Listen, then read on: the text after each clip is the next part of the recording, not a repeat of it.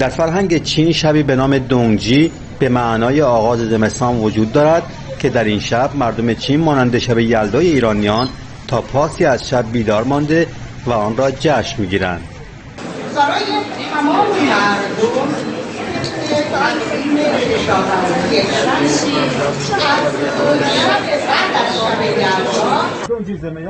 میان ایران و چین اشتراکات فرهنگی وجود داره. در شب دونگجی همانند یلدای ایرانیان مردم چین به دیدن پدر بزرگ و مادر بزرگ میروند و از میوه های این فصل استفاده میکنند.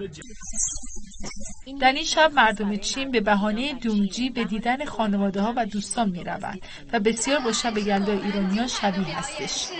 چینی ها و ایرانیان مقیم چین معتقدند شب دونگجی و یا همان یلدای ایرانی میتواند به عنوان یکی از اشتراکات فرهنگی مؤثر بین دو ملت مورد توجه قرار گیرد. در شب دونگجی که آغاز فصل زمستان هم هست، مردم دور همی برپا میکنند و افراد بزرگتر برای خانواده داستان روایت میکنند. شباهت شب یلدا و دونگجی باعث شگفتی و علاقمندی مردم چین به فرهنگ ایران شده.